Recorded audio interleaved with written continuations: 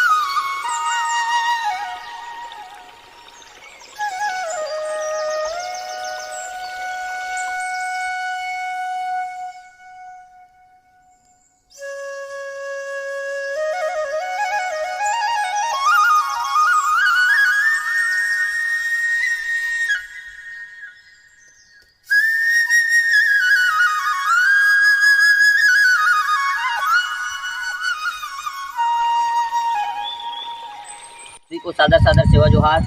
मैं अधर्मी अनार डॉक्टर जी लिंगो और आप देख रहे हैं लिंगो टीवी।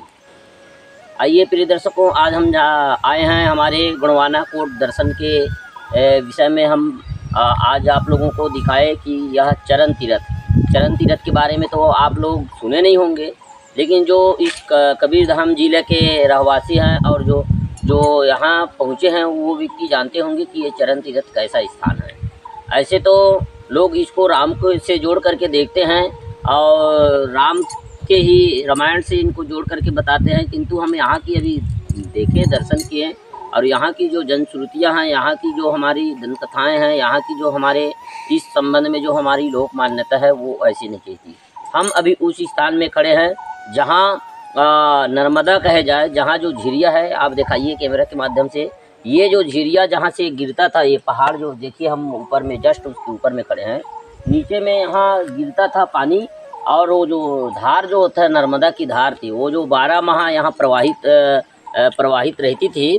और उस धार जब यहाँ नीचे गिरते थे तो फिर कोई भी मन्नतें वाले जो कोई भी अपने बदना करने के लिए संतान, खास करके या संतान प्राप्ति करने वाले लोग जिसको निसंतान है, भांजपन है, वो यहाँ आकर के संतान प्राप्ति के लिए यहाँ वो अपनी मनौती करते थे, यहाँ वो बदना करते थे। ये देखिए झरना जो आप देख रहे हैं, यहाँ से वो नर्मदा प्रवाहित होती थी, गिरती थी नीचे और जिसको देना होता था। ऐसी भी हमारी मान्यता है, इस क्षेत्र की हमारी जनजातियों की ऐसी भी मान्यता है कि वो झरना जिसको देना होता उसी के ऊपर गिरती थी और जिसको संतान नहीं देना होता था, वरदान नहीं देना होता था, तो वो उनसे दूरी बना लेते थे, हट जाती थी। ऐसे प्रकार से यहाँ की हमारी मान्यताएं हैं, लोक मान्यता हैं। और अगर एक बार अगर किसी के ऊपर ये गिर गई या किसी से ये खुश हो गई और आशीर्वाद दे दिए तो बिल्कुल उनको 1 वर्ष के अंदर में उनको संतान प्राप्ति की लक्षण दिखना शुरू हो जाता है, संतान प्राप्ति हो जाता था। ऐसे हमारी यहाँ की गुणियन मिथक और गुणियन मान्यताएं हैं। और इसको बाद में जब हमारे लोग, इस क्षेत्र के लोग रामायण को देखे, रामायण पढ़े, रामायण सुने, तो यहाँ चतुर्वर्ण तो कई ऐसे व्यक्ति हैं ही जो अपने ही किसी की कहानी को अपना वैदिकरण यानी हिंदूकरण करने में उन लोगों को कोई समय नहीं लगता। वो वहाँ पे आप देखे हैं, जब हम वीडियो में आप लोगों को दिखा रहे थे कि जो दो छोटा छोटा बच्चा का पैर है, बच्चा का पैर की साइज में छोटा छोटा पैर है और वही वहाँ का मुख्य जो एक आकृति है। बाद में जो यहाँ से लगा हुआ हमारे इधर जोगी मंडी केंद्र है, इसके बाद लगा हुआ पचराही है, लगा हुआ जो हमारे भोरम देव है, तो यहाँ एक ऐसे पुरावशेषों का स्थल रहा है इस क्षेत्र। तो इन लोगों ने ये किया कि जब वहाँ की प्राचीन प्रतिमाओं के ला करके यहाँ उन्होंने रख दिए और आज भी वहाँ आप देखे हैं इस वीडियो में कि वहाँ प्राचीन प्रतिमाएं हैं जो वहाँ रखे हुए हैं। वो जो पचराही भोरम देव का ही आकृति दर्शित होता है, प्रदर्शित होता है। और यहाँ जो मुख्य थी वो छोटे छोटे 2 पैर के निशान आप देखें इस पत्थर में, पीढ़ा साइज का पत्थर है, उसमें 2 पत्थर का निशान है, छोटा छोटा बच्चे के पैर के जैसा। वो पैर जो मुख्य है और उसी के नाम से पैर को चरण बोले जाते हैं, पैर को यानी पाँव को चरण बोलते हैं, तो वो पाँव का निशान है, इसलिए इसका नाम चरण पड़ा, चरण तीर्थ। यानी ये मुख्य जो यहाँ की जो थी झिरिया यानी झरना, आप देखें गुफा से पानी निकलता हुआ। ये आप जस्ट इस पार जाएंगे, पहाड़ के उस पार तो एक देवगांव नाम का गांव है और इधर फिर पूरे मध्य प्रदेश का जो एरिया आ जाता है। और ये जो नीचे जो है छत्तीसगढ़ का नीचे आता है, तो ये मंडला रियासत और ये हमारी मंडला रियासत की लास्ट जो रियासत थी वो कौधुरागढ़। तो इस कौधुरागढ़ और मंडला का जो दोनों का एक पारिवारिक संबंध रहा है, क्योंकि मंडला का जो राजा थे जो नांगदेव, जो उनके पिता थे फूल सिंह का 3 पुत्र थे, नांगदेव, भूरदेव और धूरदेव। तो नांगदेव जो हुए तो नांगदेव जो उइकाल गोत्री नागवंशी राजा थे और ध्रुवा गोत्री थे। और उसके बाद फिर उनके जो 3 फूल सिंह के 3 पुत्र हुए, 3 पुत्र में से एक पुत्र को जो नांगदेव वो मंडला का जो गढ़ा बोलते हैं वहाँ का राजा बना, दूसरा जो धूरदेव पचालगढ़ की राजा बना और तीसरा जो भूरदेव है वो कौधुरागढ़ का राजा बना। तीनों का एक पारिवारिक रिश्ते यानी परिवार के ही वंशज थे और उन्होंने फिर अपने सुख सुविधा के अनुसार उन्होंने राज सत्ता का विस्तार किया, बंटवारा कर लिया। तो ये जो कौदूरा जो आप देख रहे हैं, कौदूरा नीचे में पूरे हमारे कौदूरा और मंडला की ये सीमा है, बॉर्डर है। तो इसलिए यहाँ पे प्राचीन हमारी अवशेष का मिलना लाजमी है, कोई ऐसे आश्चर्यचकित वो नहीं है। अब बाद में फिर यहाँ वैदिक परंपराएं, वैदिक संस्कृति यहाँ की जनजातियों के ऊपर हावी होने लगी। तो यहाँ की जो प्राचीन अवशेष है उसे वैदिक देवी देवताओं से जोड़ करके देखने लगे। यहाँ की जो प्राचीन मान्यता है वो धूमिल होती गई और उसको आज मिटने की कगार में हो गई। आप देख रहे हैं जहाँ से नर्मदा प्रवाहित होते थे वहाँ हम बैठे हैं। हमारे सियाना लोग कहते थे और पहले भी और अभी भी, जब आप अपने प्रकृति की सौंदर्य, अपनी परंपराओं को भूलोगे, रीति नीति को भूलोगे, तो वहाँ की देव की जो शक्तियाँ हैं, हमारे पुरखों की, पेन पुरखों की शक्तियाँ हैं, वो आपे आप छोड़ देंगे, आपे आप दूर चले जाएंगे। उसका जीता जाता है नुकसान। आप देख लीजिए, यहाँ से हम देखते थे 12 महीने नर्मदा प्रवाहित होते थे। यहाँ कई लोगों को ऐसे यहाँ से वरदान प्राप्ति हुई, कई लोगों को यहाँ से उनकी बदनाएँ जो है, मन्नतें जो पूर्ण हुई है। लेकिन आज की डेट में देखो तो यहाँ नर्मदा थोड़ी सी रेती की भांति चल रही है। आपको गुफा को भी दिखाएं, गुफा से पानी जो निकल रहा है। तो यह जो दुर्गम स्थान हमारे गुणियन मान्यताओं का स्थान रही है और है। हमको समझना है। पहले हमारे सियान लोग कहते हैं नर्मदा जो थी वो नर्मदा में चितावर जो होते थे, हमारे चितावर रहते थे। और चितावर जो है अलग अलग शक्तियाँ, अलग अलग व्यक्तियों के आने से वो आपे आप वहाँ से दूर चला जाता है, दूर चला जाता थे। ऐसे हमारे पूर्वज लोग हमारी मान्यता में थी, जो आज हमको यहाँ जीते जागते निशान देख रहे हैं। ऐसी ये सिर्फ यही स्थल नहीं है, कई ऐसे स्थल हैं जहाँ पे नर्मदा आज विलोपित हो गई है। जो जिस और इस स्थान का महत्व हमारे गुणियन मैथोलॉजी में, गुणवाना समाज में ऐसा क्यों है, इसके पीछे बहुत बड़े एक रहस्य है। क्योंकि जब हमारे पूर्वज गोंगो करते थे या फिर देव काज करते थे, पेन पूर्वजों का जो अपने गोंगो अर्जी करते थे, तो वो जो है बिना किसी को छुए हरा, बिना किसी का जूठा पानी को ला करके अपने पेन पुरखा में चढ़ाते थे। अर्थात झिरिया का पानी जिसको आज के वर्तमान समय में कुंड बोल देते हैं, कुंड। तो वो कुंड का पानी जो हमेशा धरती से निकलता था और प्रवाहित होता था और बुलबुला के आकार में निकलता था, वहीं के पानी को लाके हम हमारे अपने खड़ा पेन, परसा पेन, ठाकुर देव, खेरोदाई, इन सब में हम अर्जी गोंगो करते थे। और आज भी हमारा यह स्थान नहीं अपितु कई ऐसे स्थान हैं। आज भी जब हम गांव के ठाकुर देव खेरो माई की अगर बंधन करें या ठाकुर देव खेरो माई या गांव में कुछ ऐसे कार्य करें या माता जुड़वास का काम करें, तो वैसे ही झिरिया का पानी यानी ओगरा पानी को ला करके आज भी हमारे गांव में नीम की डाल में सिंचाई किया जाता है, छिड़का जाता है और पवित्र किया जाता है। ऐसी हमारी मिथक है। तो आज हम अपने सभी दर्शकों को यही बताना चाहेंगे कि आप अपने संयम नियम के साथ अपनी पेन पट्टाओं की, पेन पुरखाओं की जो ऐसी पवित्र स्थान है वहाँ जाइए।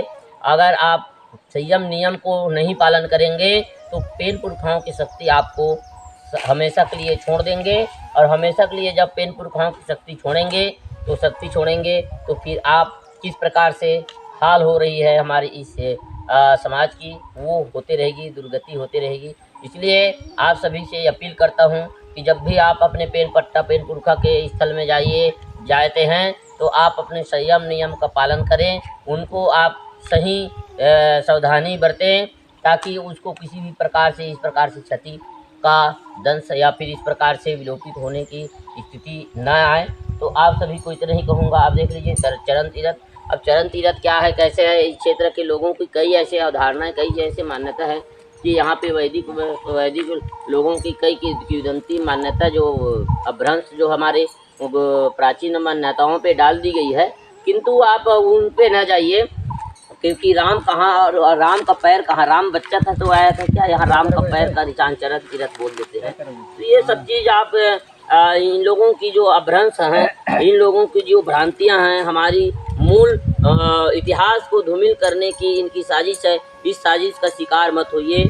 हमारी ये इस स्थान का राम से कोई ताल्लुकात नहीं है, ना कोई संबंध नहीं है, ज़बरदस्ती यहाँ उसको घुसाया गया है। इसलिए आप सभी से अपील है कि अपना इतिहास, अपना माइथोलॉजी, अपनी परंपरा को अपने चश्मा से, अपने आंखों से देखिए। किसी दूसरे के आंखों से देखोगे तो आप अपने स्थान को भी पराया समझने लगेंगे।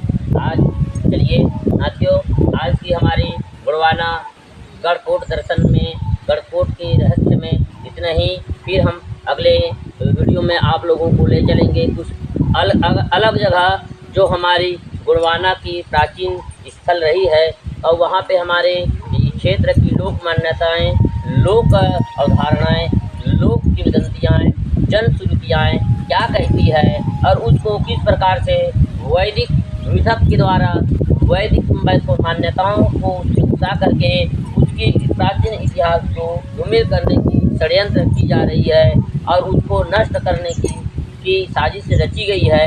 इसके बारे में हम आप लोगों को बताएंगे। हमारा इतिहास क्या कहता है, वैदिक इतिहास ने उसको क्या साबित करने का प्रयास किया, इसके बारे में हम आप लोगों को हर वीडियो में बताने का प्रयास करेंगे। आज हम आए हैं जंगल में, बिहार जंगल में, ये मैकल पर्वत श्रेणी में पर्वत में हैं। तो हम यहाँ आप लोगों को कई ऐसे दुर्लभ जड़ी बूटियों के बारे में भी हम आप लोगों को बताएंगे। देखिए पहाड़, बिहार पहाड़ है, यहाँ कई प्रकार के ऐसे वन जड़ी बूटी मौजूद है जो असाध्य रोगों को उपचार के लिए, असाध्य रोगों को दूर करने के लिए हमारे यहाँ के मूल निवासी बैगा जनजाति, गोंड जनजाति की यह क्षेत्र रही है, तो उनके द्वारा यहाँ की जंगल की जड़ी बूटी, दुर्लभ जड़ी बूटी का अपने जीवन में रोगों को दूर करने के लिए, रोगों से निजात पाने के लिए किया जाते थे, करते रहे हैं। उसके बारे में सभी रहस्यों का आप लोगों के बीच में पर्दा गिराएंगे। फिलहाल आप सभी को सादर सादर सेवा जोहार।